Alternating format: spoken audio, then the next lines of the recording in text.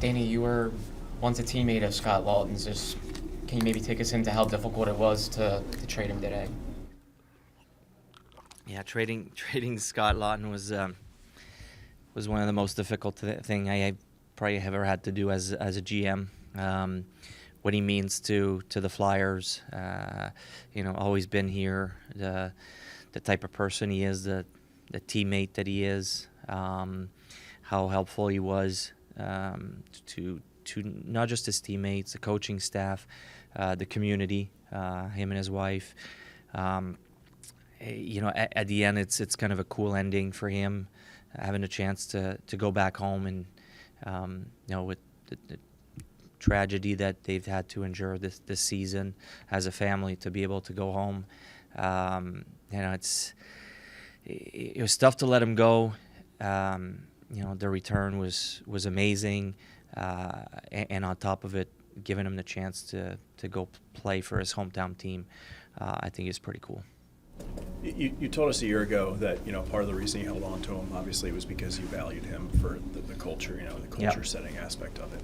What's your concern level with that now that you've taken him on top of, I guess, the prior move with Calgary? Yeah, there's no doubt that it's a little scary. He was a big part of the culture, that we've I think been reestablishing the last couple of years. He was a big part of that. But at some point too, you got to let some of the young guys start to take over. We thank Scott for everything that he's done, and hopefully, he leaves a print on our locker room, and you see some of the young guys taking a step this year. When you think about Noah Cates, Owen Tippett, Tyson Forster, Bobby Brink have all elevated their play, and you hope that they can use what they've learned from Scott. Was it important to get you have 3 firsts in this coming draft? Was it important for you that the first round pick that you acquired was in a later year? I mean, is that? It was preferable, at some point too, because that there's no guarantee that first round pick we will be picking. At some point, we hope to be one of those teams on the other side of the fence that are looking to acquire players. Like you mentioned, having 3 already this year, still our own next year. We felt, for us, that wasn't a problem to push it out that way. Those first round picks you saw today, you see on draft day, they're so valuable.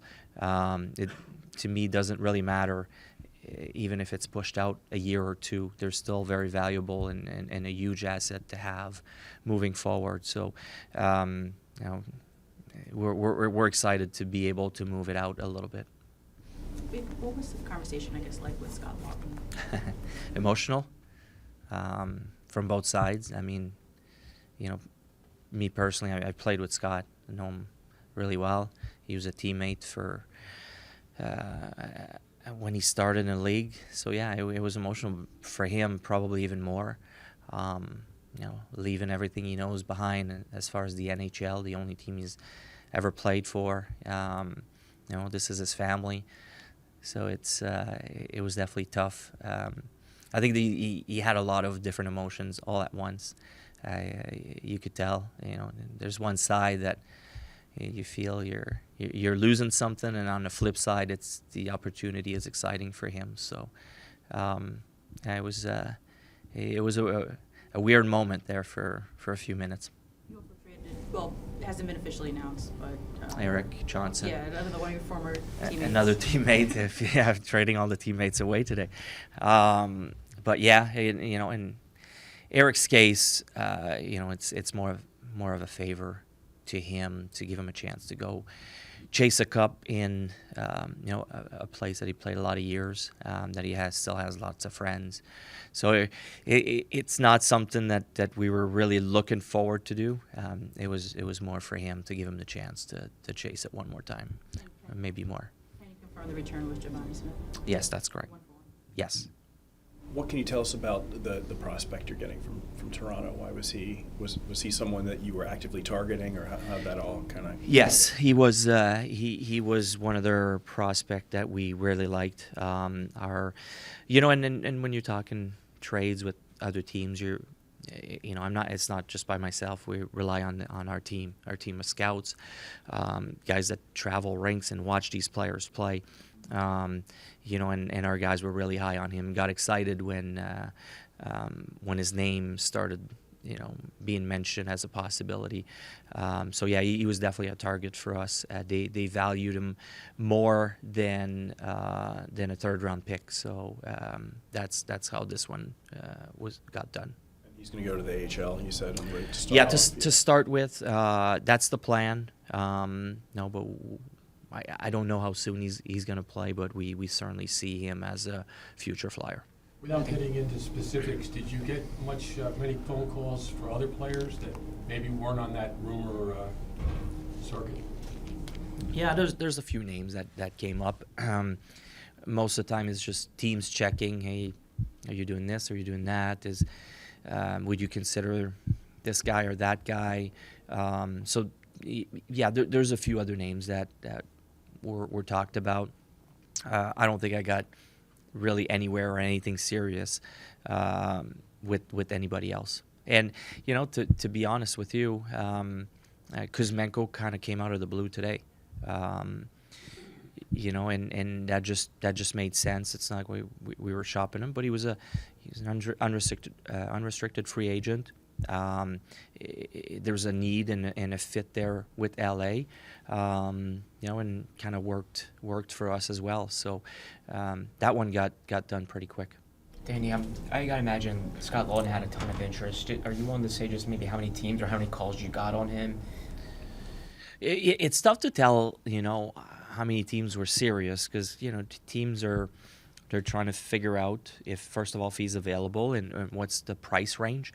Some teams, and it's like anything else, they don't want to show too much interest. So it's really tough to tell. I probably talked to 14 or 15 teams on him along the way, even some teams that were not in the playoffs for a different reason. They had some interest. So there's a lot of interest. It's really hard to tell how serious it was for how many teams. The reports were that the bar was really high for Ristolainen in particular. Mm-hmm. What I guess makes him so? And Torts has talked about him too, right? Yeah. How much he loves the guy. It seems. What makes him so valuable? I guess to the current group and where you guys are at.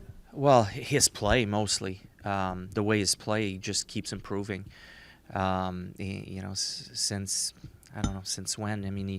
He at first it was a little tough, but under this coaching staff, and I know he's dealt with an injury last year, but under this coaching staff, his play just keeps getting better and better. And it's no secret that we'd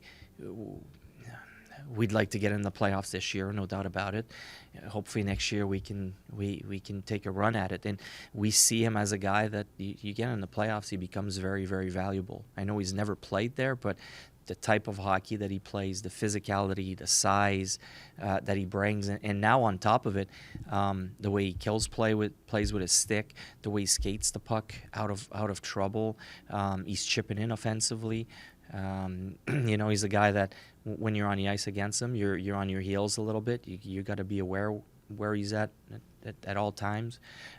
So it's just his play. His play has been just keeps improving and getting better and better. We feel if we traded him out of our top six, or you could say top four, it would leave a huge hole. And that's why we never considered anything serious, and teams were just not willing to pay what we felt the return is on him for us. I guess following up on that with Ristolainen, you guys have a number of young defensemen down in the minors that are closing in on NHL readiness. How do you go about getting them chances at the NHL level if there are no spots available at the NHL level for them to play? Well, when they're ready, we'll make room for them. An example of that is now Emile Andre's on his way up. will rejoin the team. You know, and Emil is earning it the hard way. You know, and he'll probably be here for a little while now. I would expect him to be here till the end of the year. But you have to earn it. You have to play well to get that recall, and we will make the hard decision to make room when guys are ready. I know, you know, for almost 2 years you've been in charge here. It's been mostly subtracting, right? Yeah. And for various reasons. I know GMs often say, like this time of year, you have a lot of conversations trying to set stuff up for the off season. When do you expect, I guess, to start adding? I wish it was now. You know, again, the team will let us know. I think we're getting closer and closer. You know, and we're looking into it now. We started doing that this trade deadline. It wasn't quite the right time, but more importantly, it's finding the right player. It's not just the timing of it. It's finding the right player. We've seen that in the past here. We've seen that from other teams when they decided, you know, it's one thing they decide, okay, it's time to do it, and they add the wrong player, and that's what we're trying to be careful with, making sure we bring the right players when the time is right. So it's a combination of both. Hey, Danny, what would you say, broad-based, to Flyer fans that are out there, have things progressed the way that you kind of envisioned them while coming in here? You know, you got to take it a little slow, you assess it, and then go from there. Yeah. What would you say to fans out there that are kind of unsure about where things are right now? What I would say is that we're in a really good spot. It's probably progressing a little quicker than that I even expected. Some of our young guys are stepping up. You look at, you know, the play of, you know, Mishkov, Cates' line, you know, and I know Urson has had a bad game against Calgary, but he's taken a step since Christmas. So there's a lot of positives. We're getting younger and younger as a team, and I think after I'm almost scared to look at our age group after today, but we're definitely going to be near the top of the youngest group in the NHL. So to me, that's exciting. We're going in the off season with 7 picks in the top 50 at this point, or right around there. That's exciting, and that group. We've said there's 3 groups of draft, starting with Mishkov's draft, you know, Luchenko, and then this year's draft. Those guys are going to be the bulk of you know, our core players, we hope, in you know, 5 years from now. So we're going in the right direction. We're really excited about that. The way I see it, we're just going to keep getting better and better. It's not going to happen overnight, and that's probably the toughest part, is the patience needed to get there. But I'm really excited about the way things are evolving.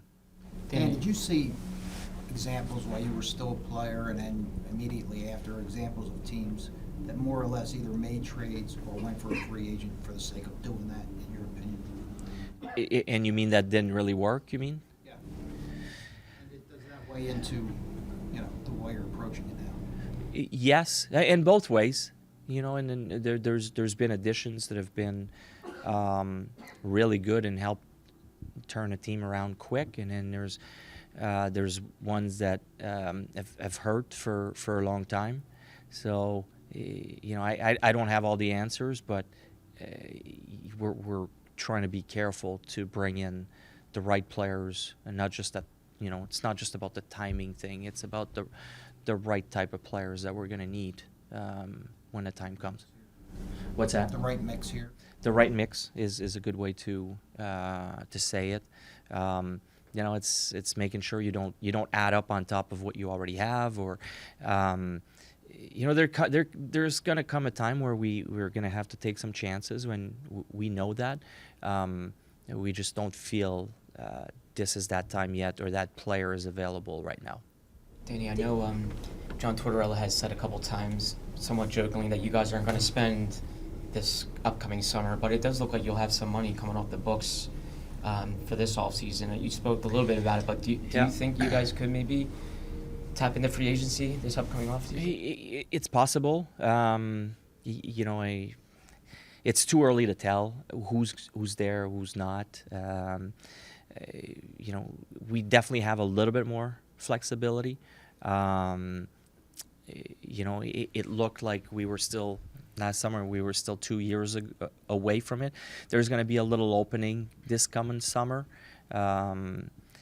It's too early to tell if it's the right time to be aggressive or if the right player will be there.